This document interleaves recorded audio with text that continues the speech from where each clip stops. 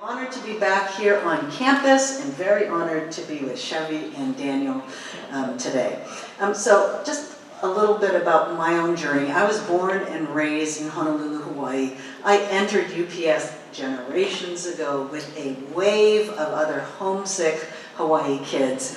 But very soon I was writing giddy letters home to my folks about all the amazing new friends I was making from Ka'anapali, Maui, from Hilo, Hawaii, from Kaneohe, Oahu, right? And while my parents were very happy that I was having a wonderful experience here at UPS, they kind of encouraged me to maybe broaden my exposure and experience here at UPS.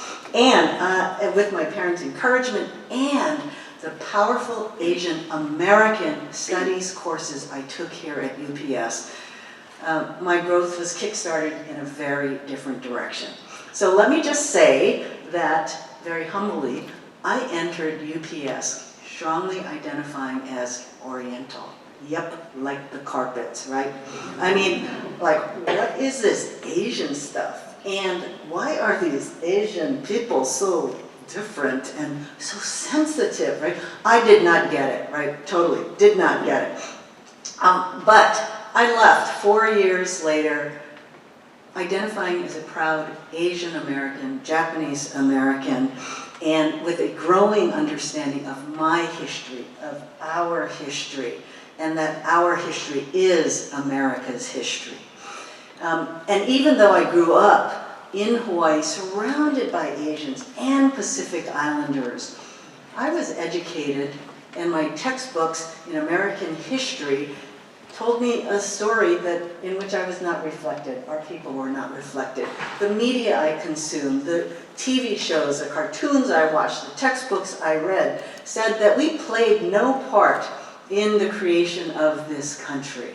And that people of color, that Asians, that marginalized folks, that indigenous people, that women, we weren't there, right? And so, you know, fast forward a few years, and I, again, left with a growing understanding of the myths of America, right? Of racism, of white supremacy, and the many pernicious, racist myths of Asian Americans, you know, that I didn't even recognize that I had bought into all my life. It's the air that I breathed, right? And the water that I drank. And fast forward many decades, I'm speaking to you today through the intersectional lens of race, sex, gender, and my own queerness. And now here I am in my 60s, and I am still growing, and I am still learning, and I am worrying. And I worry about the ways that I have, and maybe still am, buttressing the invisible scaffolding of white supremacy. I worry about my capacity for empathy, the biases that I have that I'm not even aware of. And I worry about yours. How are we going to have just and humane communities, a just and humane society, when we are living in a society that, in which it's increasingly difficult to learn about our own histories, much less the histories of people whose lives, whose pasts are so different from our own. And at this very moment, books that tell our stories are being banned by school districts across the country, which means that our visibility, our faces, our humanity are being erased. And that erasure has a corrosive impact on human empathy for marginalized folks. How are we going to learn about the contributions we've made to this country, much less the contributions that others have made, or the interconnectedness between our history and the struggles of other people and other communities? And this underscores the importance of Chevy's work in the arts, Daniel's work in the political arena, and all of your work as part of this UPS community. There is a toxic relationship between ignorance and fear. And, you know, according to race deniers, Tacoma's entire Chinese community wasn't driven out by political leaders. The mayor, police, right? Religious leaders, the whole community. Give me a break, that didn't happen. And Puyallup Fairgrounds, horse manure, manure-filled horse stalls weren't used to incarcerate Japanese Americans whose only crime was to have a face like mine. Fake news, right? That's what we're being told. And whether Tacoma in 1885, whether 1940s and Japanese Americans up and down this West Coast, whether in the 1980s and the Japanese invasion of their cars to destroy the heartland of America, our own auto industry, whether 9/11 and the hate violence against Muslims, South Asians, and anyone who looked Muslim, China virus and Kung flu, or shooting rampage of Asian women in just last year. The tune is so familiar and the outcome is so predictable.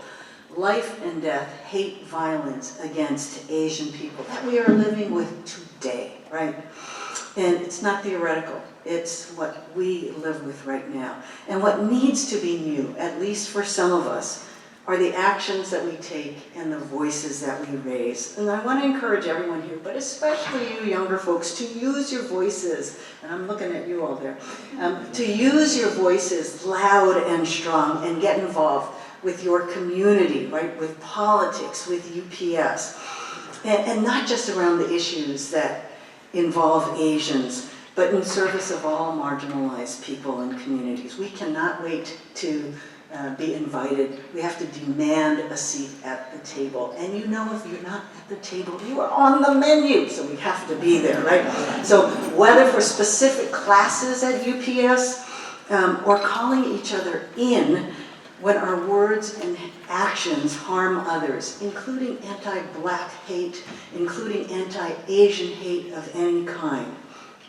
And speaking of courses, I am frankly saddened that in a city that has such horrendous, vicious, anti-Asian history, just a few minutes from here, UPS no longer offers purely Asian American study courses. These courses stimulated me in a way that Western Civ could never, and it, as I said, kick-started my growth in such a powerful way.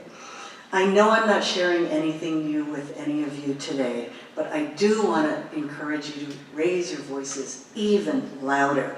And this requires us to care deeply about each other and to care deeply about folks who don't have the privilege to be in this room, to be part of this UPS community. Brene Brown, University of Texas scholar, she's a big proponent of empathy. And she also says, empathy is wasted if you do nothing with it, right? So I'm going to encourage all of us to block out the white noise and to, as the late John Lewis said, get in some good trouble. So that's my comments for today. So thank you very much.